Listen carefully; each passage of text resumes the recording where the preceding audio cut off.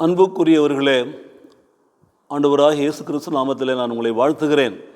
அப்போஸ்தலனாகிய பேதுரு எழுதின நிருபத்தில் 2ஆம் அதிகாரத்தில் நாம் வாசிக்கிறோம் 9வது வசனத்தில், நீங்களோ உங்களை அந்தகாரத்தினின்று தம்முடைய ஆச்சரியமான ஒளியினிடத்திற்கு வரவழைத்தவருடைய புண்ணியங்களை அறிவிக்கும்படிக்கு தெரிந்து கொள்ளப்பட்ட ஜாதியாகவும் ராஜரீகமான ஆசாரிய கூட்டமாயும் பரிசுத்த ஜாதியாயும் அவருக்கு சொந்த ஜனமாகவும் இருக்கிறீர்கள் என்று எழுதியிருக்கிறார்.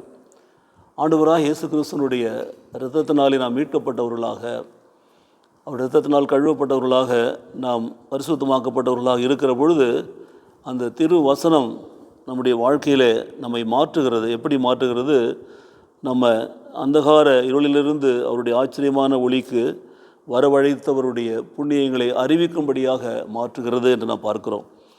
அப்போது அவருடைய புண்ணியங்களை அறிவிக்கும்படி நாம் தெரிந்து கொள்ளப்பட்ட ஜனங்களாக இருக்கிறோம், தெரிந்து கொள்ளப்பட்ட சந்ததியாக இருக்கிறோம். அவருடைய புண்ணியங்களை அறிவிக்கும்படி ராஜரீகமான ஆசாரிய கூட்டமாக இருக்கிறோம். அவருடைய மீட்பை நாம் அறிவிக்கும்படி பரிசுத்த ஜாதியாக இருக்கும். அவருடைய ரட்சிப்பை உலக மக்களுக்கு சொல்லும்படி அவருக்கு சொந்தமான ஜனமாக இருக்கிறோம் என்று அப்போஸ்தலனாகிய பேதுரு எழுதி வைத்திருக்கிறார். இந்த நிகழ்ச்சியை பார்த்து கொண்டிருக்கிற எனக்கு அருமையான சகோதரனே, சகோதரியே, நீங்களும் உங்களை அந்தகாரத்திலிருந்து தம்முடைய ஆச்சரியமான ஒளிருக்கு வரவழைத்தவருடைய புண்ணியங்களை அறிவியுங்கள். அவரை அறிவியுங்கள். அந்த புண்ணியங்களை நீங்கள் அறிந்து கொண்டு அதை மற்றவர்கள் தெரிந்து கொள்ளப்பட்ட சந்ததியாக உள்ள மக்களுக்கு சொல்லுங்கள். ராஜரீகமான ஆசாரிய கூட்டமான மக்களுக்கு சொல்லுங்கள். பரிசுத்தமான ஜாதியாக இருக்கிற மக்களுக்கு சொல்லுங்கள். அவருக்கு சொந்தமான ஜனங்களுக்கு சொல்லுங்கள்.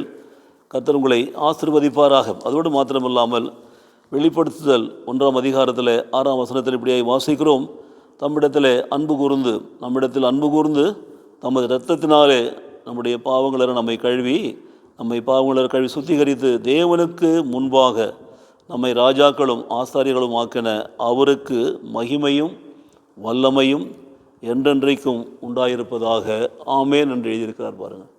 ஆகவே அந்தகார இருளிலிருந்து ஆச்சரியமான ஒளிக்கு வரவழைத்தவர், நம்முடைய பாவங்களற நம்மை கழுவி சுத்திகரித்தவர், நம்மை ரட்சித்து கொண்டவர், நம்மை சொந்த ஜனமாக தெரிந்து கொண்டவர், நம்மை ஆசாரிய கூட்டமாக மாற்றினவர், பரிசுத்த ஜாதியாக நடத்துகிறவர்.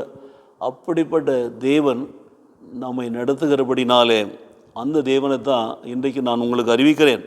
அதே தேவன் தான் சொல்கிறாரு, நம்மிடத்தில் அன்பு கூர்ந்து நம்ம இரத்தத்தினாலே நம்முடைய பாவங்களை கழுவி நம்மை பிதாவாகிய தேவனுக்கு முன்பாக நம்மை ராஜாக்களாகவும் ஆசாரியர்களாகவும் அவருக்கு மகிமையும் வல்லமையும் என்றென்னைக்கு உண்டாயிருக்கும்படியாக வைத்திருக்கிறார் என்பதை உணர்ந்தவர்களாக இந்த காலை வேளையில் ஒப்புக் கொடுப்போமா? அதிகாலையிலே ஆண்டவர் இயேசுவோட நிகழ்ச்சியிலே ஆண்டவருடைய வார்த்தைகளை நாம் தியானிக்கிறோம். இந்த 2 வசனங்களை நாம் மனதில் வைப்போம். அவைகளின்படி வாழ நம்மை ஒப்புக் கொடுப்போம். கர்த்தர் நம்மை ஆசீர்வதிப்பாராக. நேசிக்கிற நல்ல பிதாவே, நன்றியிருந்த உள்ளத்தோடு நாங்கள் நம்மை துதிக்கிறோம், ஸ்தோத்திரிக்கிறோம். இன்றைக்கும் அந்தகார இருளிலிருந்து ஆச்சரியமான ஒளிக்கு வரவழைத்த உம்முடைய புண்ணியங்களை அறிவிக்கும்படி எங்களை தெரிந்து கொண்டபடியால் நமக்கு நன்றி செலுத்துகிறோம். நாங்கள் பரிசுத்த ஜாதியாக, ராஜரீக ஆசாரிய கூட்டமாக நம்முடைய வார்த்தைகளை அறிவிக்கிற ஒரு பரிசுத்த ஜாதியாக இருக்கும்படி எங்களை தாழ்த்தி ஒப்புக் கொடுக்கிறோம். மாத்திரமல்ல, அப்படி நாங்கள் வாழ்கிற பொழுது அந்த வாழ்க்கையினாலே உமக்கு மகிமையும் உமக்கு கனமும் உண்டாகும்படி எங்களை ஒப்புக் கொடுத்து ஜெபிக்கிறோம். இயேசு கிறிஸ்து நாமத்திலே பிதாவே, ஆமேன், ஆமேன்.